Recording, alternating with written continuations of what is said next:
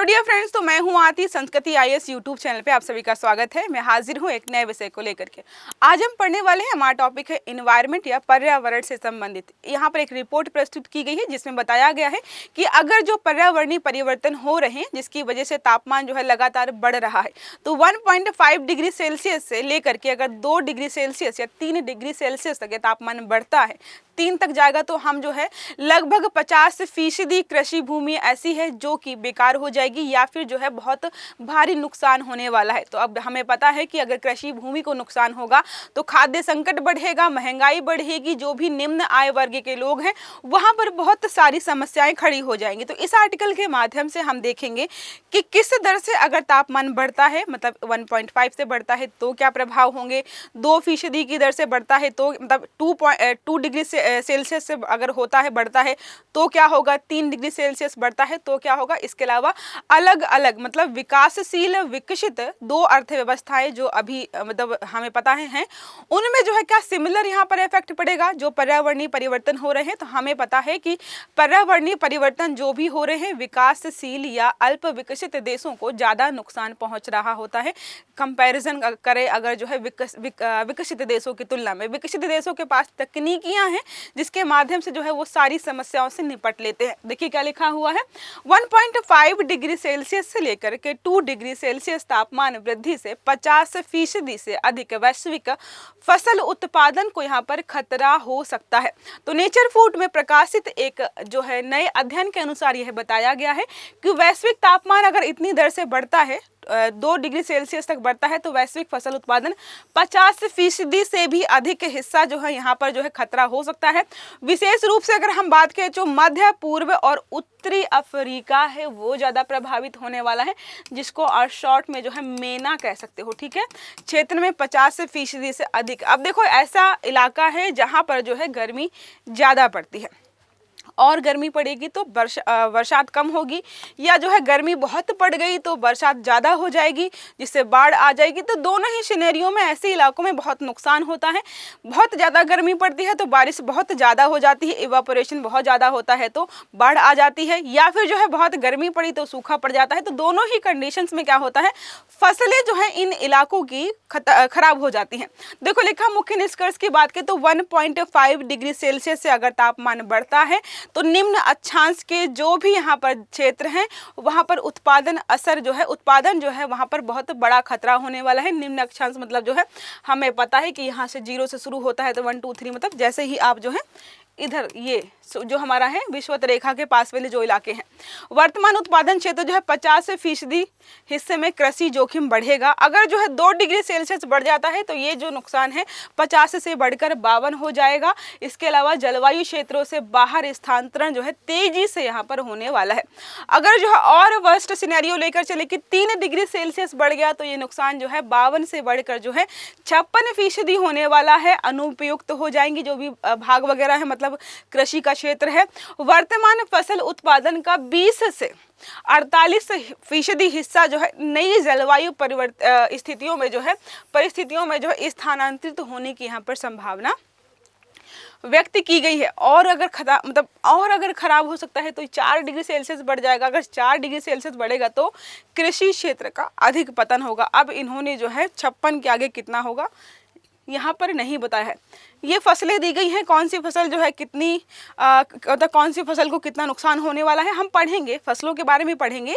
लेकिन जो इम्पोर्टेंट फसल है, गेहूं है, चावल है, मक्का है, ज्वार है, मतलब जिन फसलों का उत्पादन जो है बड़ी मात्रा में किया जाता है और हमारी खाद्यान्न आपूर्ति में बड़ा जो है पार्ट जो तरीके से रोल प्ले करते हैं, उनको यहाँ पर देखने वाले हैं। शोध पद्धति की बात करें तो फिनलैंड के आल्टो विश्वविद्यालय, जर्मनी के गोटिंगेन विश्वविद्यालय और स्विट्जरलैंड के जो है ज्यूरिख विश्वविद्यालय के वैज्ञानिकों ने 30 प्रमुख फसलों के लिए यहाँ पर अध्ययन किया है। और अध्ययन में जो है किन किन बिंदुओं पर ध्यान दिया है, वार्षिक वर्षा जो है, जैव तापमान कितना होने वाला है, इसके अलावा शुष्कता, इन सब के आधार पर जो इनका अध्ययन किया है और जो है विश्लेषण यहाँ पर प्रस्तुत किया है जिसके बारे में हम पढ़ रहे हैं। अलग अलग जो कॉन्टिनेंट्स हैं, जो देश हैं, वहाँ पर क्या क्या फर्क पड़ने वाला है तापमान के आधार पर, ये सारा यहाँ पर जो है बताया गया है। ओके, अब हम बात करें जो है क्षेत्रीय प्रभाव की, किन क्षेत्रों पर कितना प्रभाव पड़ने वाला है। तो मेना की बात करें, मध्य मध्य पूर्व और जो है उत्तरी अफ्रीका में 1.5 डिग्री सेल्सियस तापमान बढ़ता है तो 50% जो भी कृषि भूमि है उसको खतरा है। 3% तक 3 डिग्री सेल्सियस तापमान जाता है तो 69 मतलब जो है 70% भूमि खराब। 30% भूमि में कितना उत्पादन होगा, वो खाद्यान्न आपूर्ति को कैसे पूरा करेगा, ये अपने आप में सोचने वाली बात है, क्योंकि इस इलाके में जनसंख्या भी बहुत ज़्यादा रहती है। दक्षिण एशिया और उप सहारा अफ्रीका में यहाँ पे भी जनसंख्या बहुत बड़ी रहती है, मतलब बहुत बड़े लेवल पर रहती है।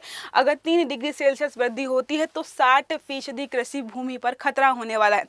तो 40% कृषि भूमि पे आप क्या उत्पादित करेंगे और कैसे जो है जनसंख्या का भरण पोषण करेंगे, अपने आप में सोचने वाली बात है। अगर हम बात करें जो है उत्तरी अमेरिका, यूरोप और मध्य एशिया, मतलब ये सारे जो है डेवलप्ड विकसित देशों की कैटेगरी में आते हैं, तकनीकी रूप से सक्षम हैं, तो इनको जो है जोखिम कम होने वाला है। इसके अलावा उत्तरी अमेरिका की बात करें तो 80% जो कृषि भूमि है और यूरोप मध्य एशिया की 77% जो कृषि भूमि है ये सुरक्षित रहने वाली है, इनको कोई नुकसान नहीं होगा। तो मोटा मोटा अगर देखें तो यहाँ पर जो खतरा है ये हमारा है 13% से लेकर के 13% से लेकर के लगभग जो है 20% तक ये रहने वाला है। ठीक है, मतलब जो है हम अगर बाकी इलाकों की तुलना में देखें तो यहाँ पर अगर मान ले मोटा मोटा तो 20% से 30% तक नुकसान होगा। बाकी जो है हमने देखे इलाके वहाँ पर जो है 60 इवन 70% तक भी जो है चीज़ें पहुंच रही हैं। अब कृषि संकट और अनाज उत्पादन पर असर। अब जब कृषि संकट आएगा तो अनाज का उत्पादन कम हो जाएगा। देखो, तापमान बहुत ज़्यादा अगर होगा तो फसलें जो है समय से पहले सूख जाएंगी। जब फसलें समय से पहले सूखेंगी तो जितना उत्पादन होना चाहिए होगा वो भी नहीं हो पाएगा। तो मान लीजिए जो है 100 कुंटल होना था लेकिन 50 ही हो पाया। अगर बाढ़ आ जाती है तो क्या होगा, फसलें तब भी खराब हो जाएंगी। तो दोनों ही कंडीशंस में जो है फसलों को नुकसान होने वाला है। तो गेहूँ, चावल, मक्का, सोयाबीन जैसी मुख्य फसलें सबसे अधिक प्रभावित होंगी। और हमें पता है सबसे मोस्ट इम्पॉर्टेंट फसलें जो है यही हैं। 2100 तक क्या होगा, 30% वैश्विक खाद्य फसल उत्पादन ऐसी जलवायु परिस्थितियों का सामना करेगी जो कृषि के लिए अनुकूल नहीं है। तो बोला जा रहा है कि 2100 आते आते 30% हमारी कृषि भूमि ऐसी है जो इतनी ज़्यादा खराब पर्यावरणीय परिस्थितियों का सामना करेगी, जिसमें जो है तय होता है कि ये फसल जो है खराब ही हो जाएगी। अब बात करें जो है समाधान और नीति सुझाव की क्या है, तो जलवायु परिवर्तन समन को हमें बढ़ावा देना होगा कि तापमान इतना किसी भी जो है कंडीशन में ना बढ़े। निम्न आय वर्ग वाले जो भी देश यहाँ पर हैं, कृषि व्यापार वित्तीय अनुकूलन के लिए मजबूत नीतियां इनको बनानी होंगी अपने यहाँ। राष्ट्रीय और अंतर्राष्ट्रीय स्तर पर खाद्य आपूर्ति जो है सुनिश्चित करने के लिए भी निवेश यहाँ पर बढ़ाना होगा। ठीक है, तो ये सारे जो है प्रयास जो है अंतर्राष्ट्रीय और राष्ट्रीय स्तर पर करने होंगे ताकि जब ये समस्या आए तो हम इससे निपट सके। अगर एक पॉइंट और आप ये ऐड करना चाहें कि विकासशील और विकसित अर्थव्यवस्थाओं में या देशों में जो है क्या प्रभाव सिमिलर रहने वाला है, तो नहीं। अगर खाद्यान्न आपूर्ति प्रभावित होती है तो बहुत सारे निम्न आय वर्ग वाले देश इवन मध्यम आय वर्ग वाले देशों में जो है अकाल पड़ेगा, वहाँ पर जो है खाने पीने की चीज़ों की किल्लत होने वाली है। तो ये सारे जो है इस चीज़ के साथ जुड़े हुए हैं। अब प्रश्न हमारा पूछ रहा है, अध्ययन में सुरक्षित जलवायु स्थान की अवधारणा किन 3 कारकों पर निर्भर करती है? मिट्टी की उर्वरता, हवा की गति या समुद्री स्तर पर। दूसरा विकल्प पूछ रहा है वार्षिक वर्षा, जैव तापमान, शुष्कता पर। किन 3 चीज़ों का रिसर्च की थी उन्होंने?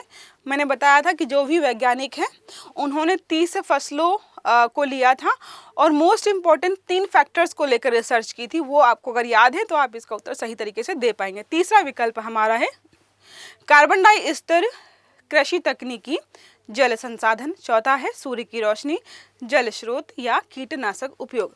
सही उत्तर जो भी होने वाला है वो आपको कमेंट बॉक्स में बताना है ताकि मुझे समझ में आए कि आर्टिकल को आपने बहुत ध्यान से सुना है और उत्तर भी जो है सही तरीके से दिया। बहुत सारे बच्चे जो हैं या स्टूडेंट जो हैं उत्तर देते हैं कमेंट बॉक्स में, मैंने देखे हुए हैं। तो अच्छा लगता है कि आप पार्टिसिपेट कर रहे हो और आप जो है वीडियो को एंड तक भी देख रहे हो।